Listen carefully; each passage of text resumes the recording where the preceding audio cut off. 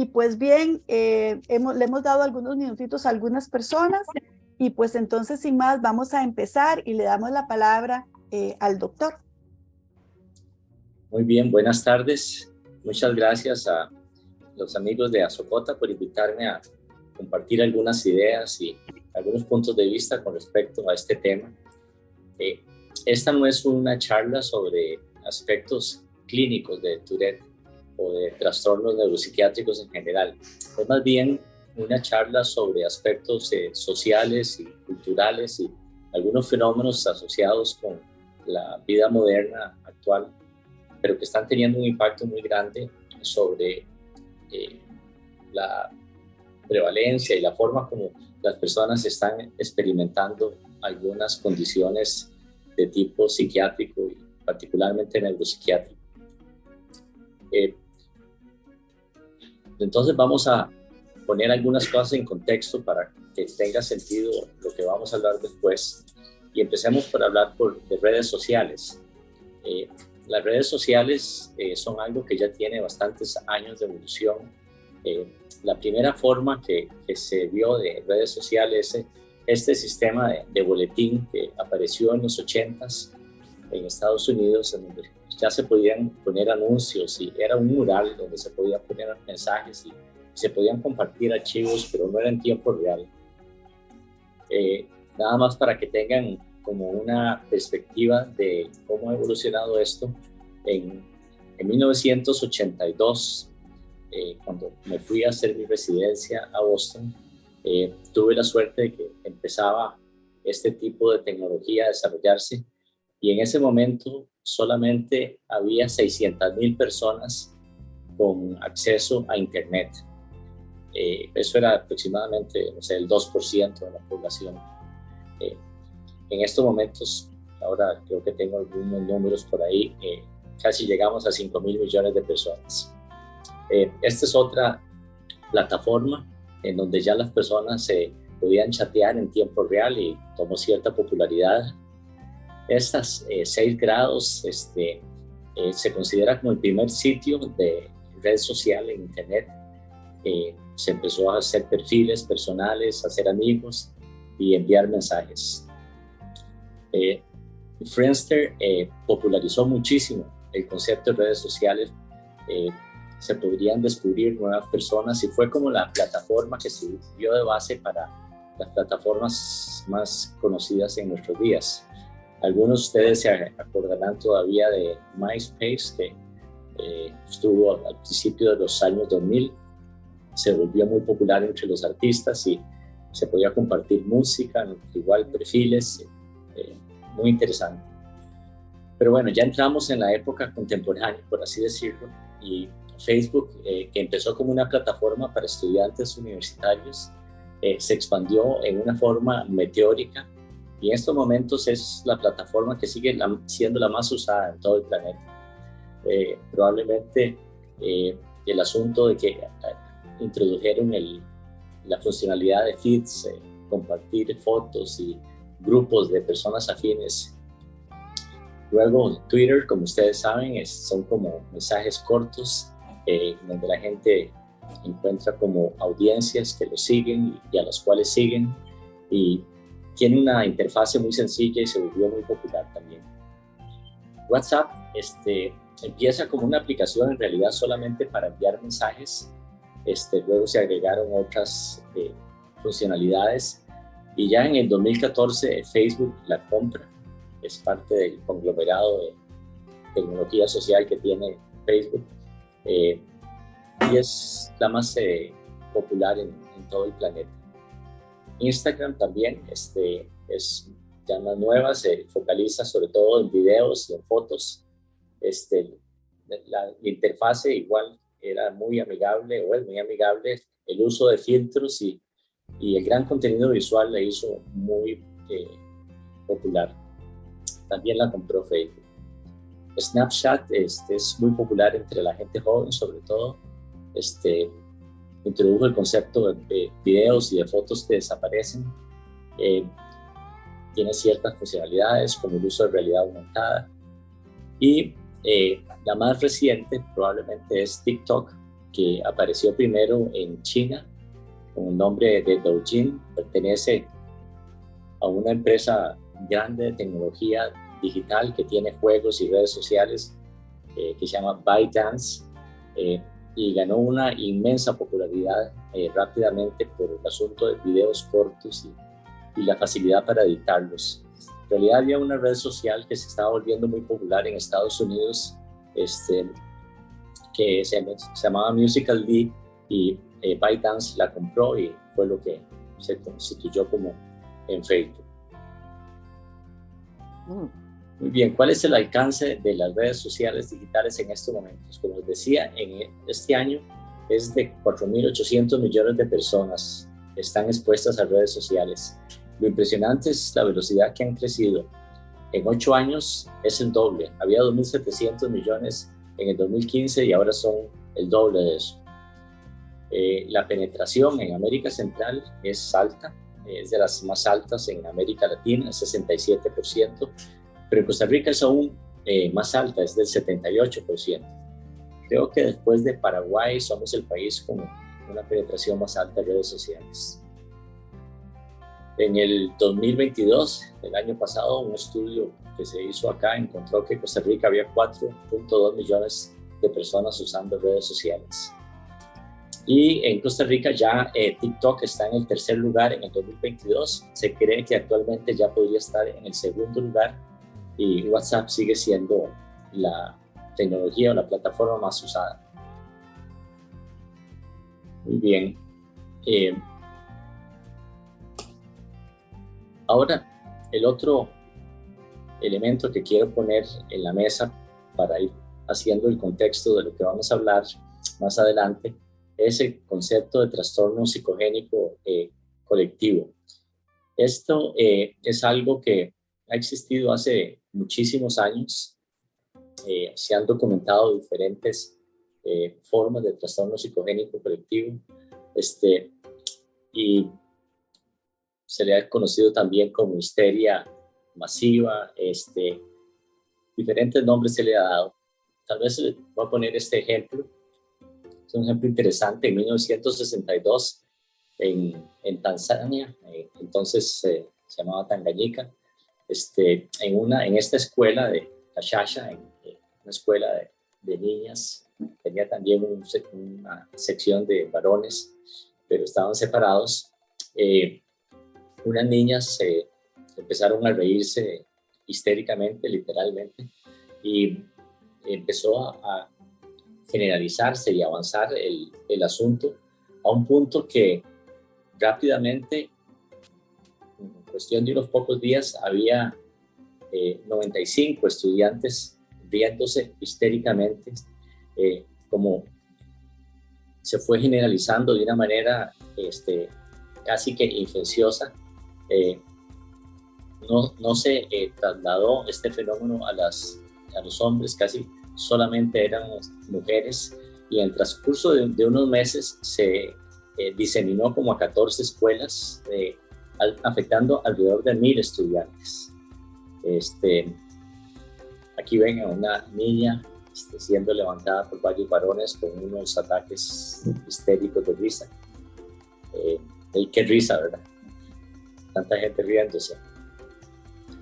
3 años después, este es otro ejemplo, en la comunidad de Blackburn, en Inglaterra, se estaba esperando en una catedral, en la catedral de Blackburn, para que llegara la reina Margarita a presidir una ceremonia en la catedral, y hacía calor y algunos niños no habían desayunado, y se desmayaron algunos niños ese día mientras esperaban a la reina, y además de desmayarse, rápidamente al día siguiente empezaron a caer otros que se desmayaban, tenían castañeo de los dientes, bruxismo, hacían movimientos que parecían como convulsiones, hiperventilaban, muchos presentaban tetania, que produce la hiperventilación. Es interesante, pero un grupo de psicólogos y psiquiatras ingleses trataron de estudiar a este grupo de eran predominantemente mujeres, 5-1, y vieron cuál era como el perfil de la personalidad en los instrumentos que usan los psicólogos para medir personalidad, y los rasgos en donde estaban más altos como grupo era en una dimensión que se llama extroversión, que es lo que entendemos habitualmente por ser extrovertido, sociable, comunicativo, etc. Y la otra dimensión en donde aparecían muy altas estas adolescentes y niños era en la de que se llama neuroticismo. El neuroticismo es como, tiene varias connotaciones, pero se refiere como a un rasgo de personalidad que es una tendencia hacia la ansiedad, hacia tener pensamientos negativos, esa sensación de inseguridad personal, inestables emocionalmente, y eso eran los rasgos que presentaban la mayor parte de los afectados con esta condición. Ahora pasamos entonces bastante años adelante, y en el 2012, en una comunidad que se llama Leroy, que está como al norte de Nueva York, es una comunidad de clase trabajadora, pasó lo siguiente. Una niña, una adolescente, que era miembro del equipo de cheerleader del colegio, aquí está ella, Katia Kratwurst. Ella se despertó y empezó a tener algunos movimientos que eran como involuntarios, tartamudeaba, hacía movimientos extraños que no había tenido antes.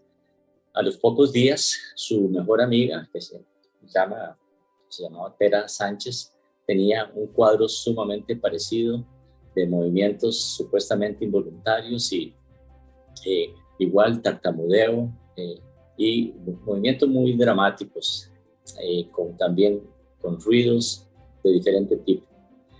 Ninguna de estas dos muchachas había tenido síntomas antes de tics, ni de ningún de este tipo. Se les diagnosticó Tourette, y lo que ocurrió que unos pocos meses después se fue aumentando. Ya a inicios de 2012, un par de meses después, había 18 estudiantes que tenían síntomas parecidos. En todos los casos eran mujeres, solamente había un hombre y una profesora de 36 años.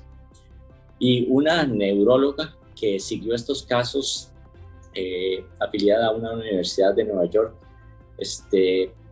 escribió un artículo en donde ella documenta que el 90% de estas muchachas se había curado 2 años después, ya estaban libres de síntomas.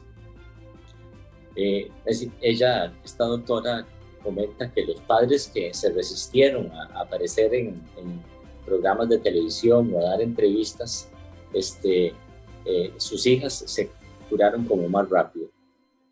Pero esto fue un fenómeno extraordinario. Entonces, estas muchachas y sus familias causaron sensación rápidamente. Las cadenas de televisión en los Estados Unidos estaban volcadas sobre Leroy, y muchas de estas familias y estas muchachas daban gustosas entrevistas a la televisión a nivel nacional de los Estados Unidos.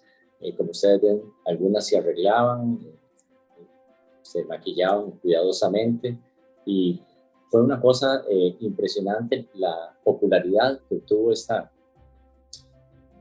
este grupo de muchachas con este síndrome que se les diagnosticó como Tourette. Esto entonces se prestó para teorías conspirativas, y entonces se decía que había algo en el ambiente, que se habían derramado unos líquidos tóxicos por unas empresas que habían tenido un accidente de unos camiones donde se había regado algún líquido, y que eso era la causa. Entonces llegaron personas del gobierno, investigaciones privadas, se empezaron a generar una serie de teorías y buscar culpables. Esta señora que está aquí en la pantalla en el centro es la mamá de Tera Sánchez, la que está con su mano como cerca de la cabeza, y ella se volvió como una especie de vocera, una mujer sumamente articulada, que hablaba muchas veces por televisión. Y aquí nada más les voy a hacer, esto es un video largo, pero ustedes pueden ver aquí los movimientos de estas muchachas conforme eran entrevistadas ahí este es un programa de televisión a nivel nacional de los Estados Unidos, del Dr. Drew. Entonces, esto fue algo sumamente importante y esto relativamente reciente, la aparición de esta epidemia de Tourette en los entonces,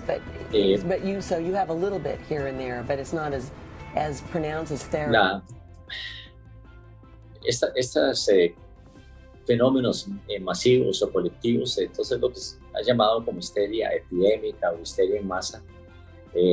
Como les mencioné, los síntomas se generan generalmente en una población en donde existe algo que se transmite como si fuera un agente infeccioso. Es lo que actualmente llamamos trastorno conversivo. También se usa un sinónimo que es trastorno por síntomas neurológicos funcional. Se llama funcional porque no existe ningún daño estructural, no existe nada que se documente en la evaluación, y entonces se le llama funcional porque está determinado por factores psicológicos. Los síntomas generalmente son alteraciones motoras o en la percepción sensorial. Hacemos el diagnóstico en una buena medida porque es incompatible con la presencia de trastornos neurológicos conocidos. Sin embargo, causa incapacidad en las personas que lo sufren e interfiere de una manera importante en la adaptación cotidiana. En el examen físico y en la historia clínica encontramos que los hallazgos son inconsistentes con lo que sabemos sobre la condición de que se trata, en este caso Tourette. Este fenómeno es siempre, en todo momento que se ha documentado esto de trastorno psicogénico colectivo, como es siempre más frecuente en mujeres, y eso es sumamente interesante. Por ejemplo, sabemos que el síndrome de Tourette es 3 o 4 veces más frecuente en hombres que en mujeres, pero en estos fenómenos era mucho más frecuente en las mujeres. Generalmente se inicia con una persona clave y como era esta líder del grupo de cheerleaders del colegio, y se disemina porque otras la ven, la observan con los síntomas que tenía. Generalmente se genera en pequeños grupos, pero esto está cambiando ahora precisamente por el fenómeno de exposición masiva que puede tener alguien por medio de internet, de las redes sociales. Y así como aparece en todos los casos, digamos, hay muchísimos casos, pero estos que les he comentado en Tanzania, en Inglaterra y en Leroy, así como viene, se va, por así decirlo, después de que, claro, ha causado gran conmoción, investigación, llama la atención de medios, de autoridades de salud, etc.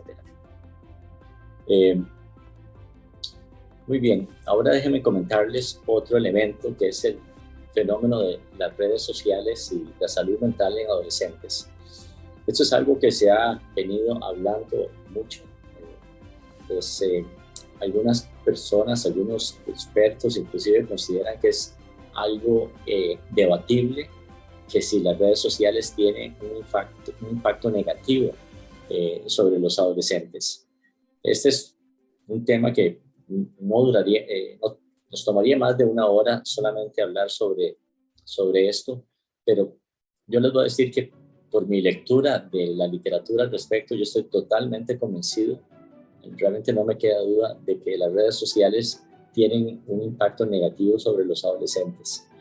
Los estudios más interesantes que se han hecho sobre esto son de un psicólogo social que se llama Jonathan Haidt y de una psicóloga también social que se llama Jean Twenge. Y vean ustedes esta diapositiva. Hay una encuesta que se hace todos los años, hace muchísimos años, por lo menos desde el año 2000, a adolescentes en una gran cantidad de países del mundo. Son aproximadamente como 100 países en donde se toma esta encuesta. La encuesta es la misma, se aplica en los mismos grupos de edad, en Europa, en Asia, en América Latina y en todos los países, en todos los países importantes de habla inglesa, como en Canadá, en Inglaterra, Estados Unidos, Australia. Y entonces es una muestra que tiene muchísimo poder, ¿verdad? Esto no es una cuestión de poquitos adolescentes, de poquitas observaciones, son muchísimas. Y entonces una de las preguntas que se les hace a los adolescentes es sobre los sentimientos de soledad que experimentan, y lo que ustedes pueden ver aquí es que los sentimientos de soledad han venido en aumento aproximadamente desde el año 2003, pero algo pasa que llama la atención poderosamente en el 2012. En el 2012 se dispara aceleradamente. El 2012, como ustedes vieron, es cuando aparece Instagram, y en el 2010, 2011 es cuando Facebook introduce el like. Como ustedes saben, uno de los fenómenos que genera las redes sociales es el fenómeno de comparación social. Esto es más poderoso en la población adolescente, la comparación social, cómo me veo con respecto a los otros, cómo los otros me están juzgando. Y como vamos a ver, las mujeres, las niñas son más vulnerables para esto. Y bueno, es algo más o menos evidente, ¿verdad? Las personas en las redes sociales ponen cosas en donde están sonriendo, generalmente en lugares muy agradables, divirtiéndose, arreglados, etc. Nadie pone, o muy poca gente, o no he visto a nadie que ponga como, ok, estoy aquí en la casa porque me cancelaron la fiesta y además tengo unos rollos.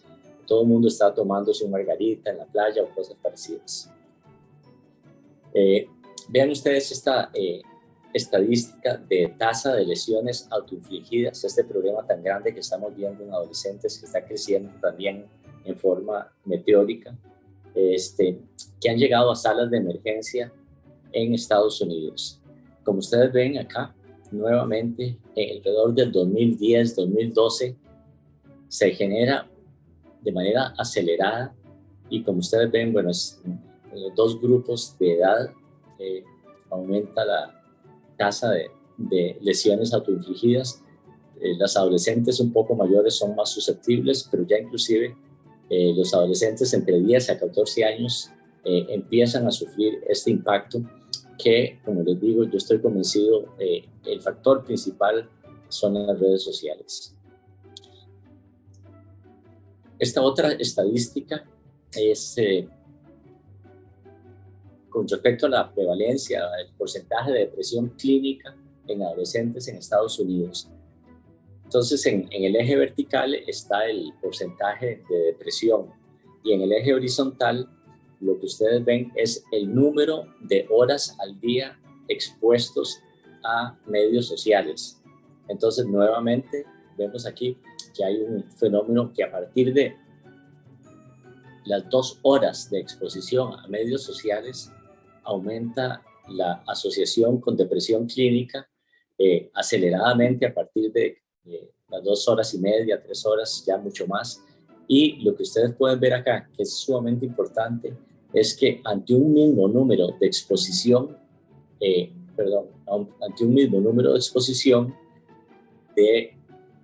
a medios sociales, las mujeres son mucho más susceptibles a deprimirse que los varones. Muy bien.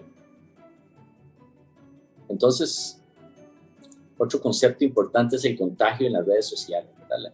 La tecnología digital y Internet, ¿verdad? Quiero dejar clarísimo que yo creo que es algo extraordinario. Yo soy un consumidor ávido y entusiasta de tecnología digital, y es algo inevitable, ¿verdad? No podemos sencillamente prohibirlo, sino que tenemos que aprender a usarlo de una manera responsable y juiciosa. Por supuesto, tienen aspectos muy positivos y negativos, por ejemplo, como la gente se informa sobre diferentes cosas, como se informa sobre su salud, sobre diferentes condiciones, pero tiene también efectos negativos. Por ejemplo, hace muchísimos años se hizo un estudio muy interesante entre pacientes diabéticos, que cuando empezaba a generalizarse el uso de Internet para indagar sobre condiciones médicas. Y entonces hicieron un estudio donde los pacientes diabéticos que buscaban mucha información en Internet estaban mejor informados que los que no buscaban información. Pero entonces también, al sentirse que estaban más informados, empezaron a tomar decisiones sobre el manejo de la insulina y la dieta, etc. Y entonces los pacientes, el grupo control que no consumía internet para leer sobre diabetes, tenía mejor control de su diabetes que los que estaban mejor informados. Como ya comenté repetidamente, las mujeres adolescentes son las más susceptibles a los efectos de las redes sociales. Y uno de los efectos es esto, lo que llamamos el contagio social, y dentro del contagio social, que puede ser de modas y de otras prácticas culturales, está el contagio social de supuestas enfermedades o condiciones neuropsiquiátricas. Entonces hay ciertas condiciones que son las que más se han asociado al contagio social en redes sociales. Una de ellas, muy importante, es el autismo. Como ustedes saben, se puede encontrar información confiable, como por ejemplo la Asociación Norteamericana de Tourette, o se puede encontrar información sumamente inexacta y peligrosa. Entonces, el autismo ha sido una de las temas que más búsquedas se ha visto que ha generado en las plataformas como Google y eso. Déficit de atención es otra que ya hace mucho tiempo, el síndrome de Tourette, y lo último que yo estoy empezando a ver inclusive en mi práctica clínica son adolescentes que acuden a consulta porque ellas han leído en internet, sobre todo en TikTok y en otras redes sociales, y están convencidas de que tienen personalidad múltiple. La personalidad múltiple no existe, todo el mundo cree que existe, eso no existe. Eso es una cosa que se hizo muy popular y la gente cree que existe a partir de una película que fue muy exitosa. La personalidad múltiple en realidad es un trastorno disociativo de la personalidad, pero no hay personas que tengan personalidad múltiple. Entonces, el otro concepto que quiero comentarles es el de neurodiversidad. Neurodiversidad es un concepto que tiene muy buenas intenciones, pero tal vez las consecuencias no son tan buenas. Este concepto fue acuñado en 1990 por una socióloga, y básicamente el argumento que ella dice es que las personas autistas y otras personas con trastornos neuropsiquiátricos son como un grupo oprimido, al igual que las mujeres, al igual que las personas homosexuales, que las personas de minorías raciales, y entonces que han sido como catalogados como anormales o como enfermos o que tienen una condición patológica, y que en realidad no es así, que realmente lo que son diversos, que son diferentes a lo que es la norma, pero esa norma no hay ninguna razón para considerarla que es lo deseable y contra lo cual nos debemos comparar. Entonces surgen conceptos como como que el autismo es un regalo y que es una parte integral de la identidad de la persona, que hay que proteger y que hay que resguardar, ya les digo, como si fuera un atributo positivo. En realidad, la primera vez que yo creo que en la literatura se usa este concepto fue hace muchos años con un libro que publicó un psicólogo que se llamaba El regalo de la dislexia, que es básicamente el mismo concepto, que tener dislexia es como una ventaja. Entonces, la idea de esta socióloga y de otras que siguieron alrededor de esto es que se planteó como un movimiento asociado como con los derechos civiles de las personas, en donde había que hacer oír las voces del autismo, porque habían sido discriminados, estigmatizados, victimizados por muchísimas décadas. En el 2015 se publica un libro que tiene un éxito extraordinario, recibe un montón de premios, es revisado en todos los periódicos más importantes de los Estados Unidos e Inglaterra, que se llama así, Neurotribus, sería.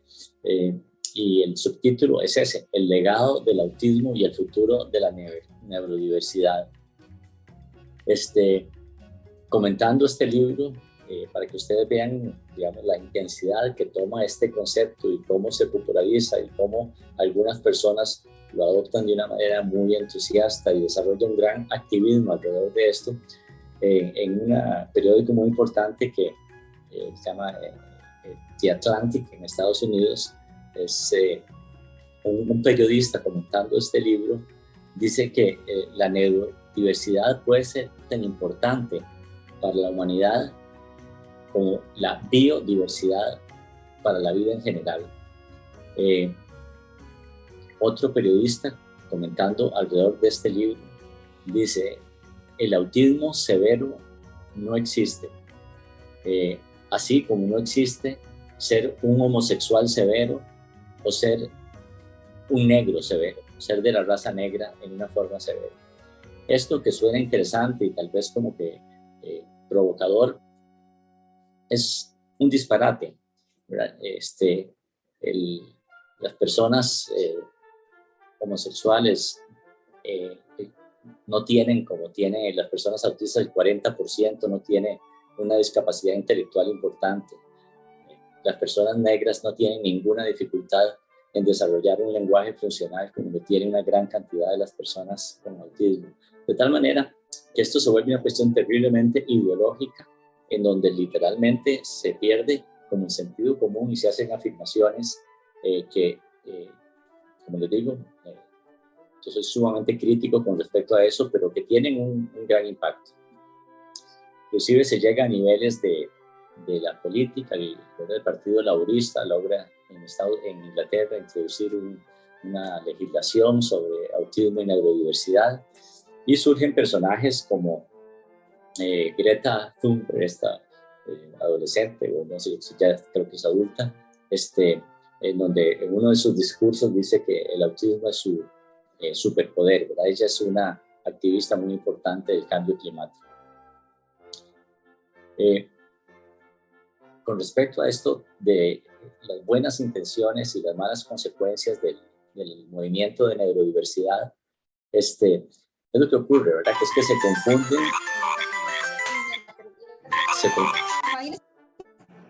confunden lo que son como muy buenas motivaciones, porque las motivaciones de estas personas es empoderar a las personas con trastornos neuropsiquiátricos, es disminuir la injusticia en el trato que se les da a nivel social y dentro de las instituciones de salud, es buscar recursos para que su bienestar. Las motivaciones no pueden ser mejores, pero los razonamientos son muy confusos. Entonces, este movimiento de la neurodiversidad, en estos momentos es frecuente ver que ataca a los científicos y a los médicos que buscan una cura o que buscan ayudar a las personas con autismo o con trastornos neuropsiquiátricos. Increíblemente, los más fanáticos y activos dentro de este movimiento han empezado a atacar a los padres de las personas autistas con autismo más severo, a los que tienen autismo más severo, porque buscan ayuda en la institución médica en lugar de aceptar como un regalo la situación del autismo. El movimiento de neurodiversidad la ha tomado, por ejemplo, contra profesionales de una técnica muy importante que se llama ABA, Applied Behavior Analysis, que se usa para la modificación de conducta y promover destrezas sociales en las personas con autismo que tienen más dificultad, la consideran cruel e inmoral y la quieren prohibir. Ahora, como ocurre cuando con el fanatismo en general eventualmente genera una reacción en contra, y ahora los padres, sobre todo de personas con autismo más severos, se han organizado y han hecho un Consejo Nacional sobre el Autismo Severo y están reaccionando, tratando de defenderse y pues hacer oír lo que es como muy evidente, ¿verdad? Que tener un hijo que no desarrolla lenguaje funcional, que se muerde, que se golpea contra las paredes, que tiene grandes dificultades en el control del esfínter, etcétera, no es ninguna ventaja, no es algo que nadie quiera para sus hijos, y hay que buscar ayuda dentro de las instituciones médicas y fuera de ellas. Muy bien, entonces, para ir como un poco cerrando esto, las redes sociales han servido para educar sobre Tourette, ¿verdad? Desde que, me acuerdo, salió la página de la Asociación Norteamericana de Tourette, empezó a dar una gran cantidad de información valiosa, y rápidamente tenían información en español, y se han hecho una labor extraordinaria. Pero las mismas redes sociales, por medio de esto, de lo que se llaman los influencers, han ofrecido una imagen ahora usé como ejemplo el autismo, pero exactamente lo mismo se puede decir con respecto al Tourette, o con respecto a la anorexia nerviosa, o con respecto al déficit de atención, en donde se ve estas condiciones como que son atractivas para jóvenes vulnerables, que están estresadas, deprimidas, ansiosas, y esto pareciera jugar un papel importante en que desarrollen un trastorno conversivo, en donde se simula el síndrome de Tourette, como en el caso del colegio del Leroy. Estamos viendo este fenómeno, los que vemos adolescentes, de adolescentes que vienen a la consulta, y ya ellos se han autodiagnosticado con diferentes cosas: autismo, déficit de atención, transgénero, personalidad múltiple, como el último alarido, y esto está generando un problema muy complejo, porque se necesita destrezas clínicas sofisticadas para saber cuál es la naturaleza de lo que presenta la persona, y esto se está presentando de forma bastante masiva. Algunas de las personas más vulnerables, en su búsqueda de identidad, este fenómeno se ha visto que es bien frecuente en los adolescentes que están en búsqueda de reconocimiento, de identidad. Entonces desarrollan estos trastornos conversivos que simulan trastornos neuropsiquiátricos.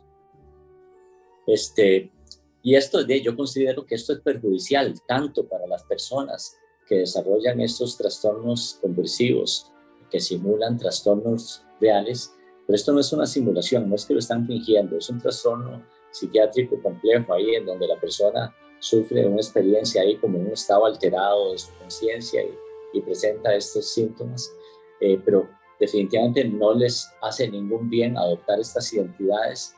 Y para las personas que realmente tienen Tourette, es un problema también que les hace daño, porque hace aparecer el objeto, hace aparecer el Tourette como un objeto de glamour, como ser especial, pertenecer a un grupo selecto, y también las hace sujetas a una atención masiva, que es como el tema de nuestro tiempo, que es una búsqueda incesante y ansiosa por la celebridad.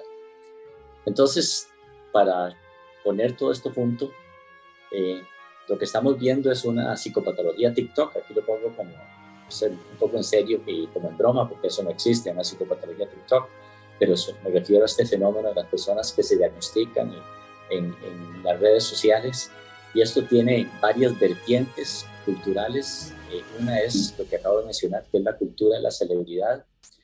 Mario Vargas Llosa en 1982 escribió un libro que se llama La civilización del espectáculo, en donde él empieza a anticipar esto que estamos viendo ahora, en donde tener celebridad es lo más importante, no importa por qué motivo se tiene. El ser virtuoso es irrelevante, lo importante es ser célebre. Aparecer virtuoso está bien si eso logra celebridad, y eso se ha metido en nuestra cultura de una manera poderosísima. Luego está la penetración de redes sociales, que ya lo comenté abundantemente. Está esto de los movimientos de políticas de identidad. Este es un fenómeno que está muy generalizado, un fenómeno sociológico muy generalizado en países de Occidente, Estados Unidos, Canadá, Inglaterra, etc. En donde lo que es más importante sobre una persona es su identidad, o sea, su política está determinada por su identidad. Entonces, si la persona es de raza negra, eso es lo que lo define. Y entonces, como las personas de raza negra han sido esclavizadas históricamente y explotadas, entonces su identidad tiene que ver con él o ella vive esa historia de explotación, nunca dejará de ser discriminada, porque así son los blancos, que también entonces hay una identidad. Los blancos siempre van a ser racistas, de lo que llaman el racismo sistémico. O la persona si se define como autista, o si se define como gay, o se define, eso es lo más importante. Esto es algo que a mí me parece peligrosísimo y deprimente, porque las políticas de identidad lo que niegan es precisamente el concepto humanista más importante, que más allá de cómo somos diferentes, lo que nos une es lo que tenemos en común como humanidad, porque compartimos los mismos sufrimientos, las mismas alegrías, las esperanzas, las desilusiones. Todos tenemos las mismas experiencias independientemente de nuestro color de piel o nuestra orientación sexual. Y estas políticas de identidad lo que hace es polarizarnos, separarnos, dividirnos en lugar de unirnos. Es exactamente en contra de lo que Martin Luther King dijo hace 60 años, donde en ese discurso famoso que dio en el Mall de Washington, donde dijo que él tenía un sueño, y que el sueño era que sus hijos iban a ser juzgados no por el color de su piel, sino por la naturaleza de su carácter.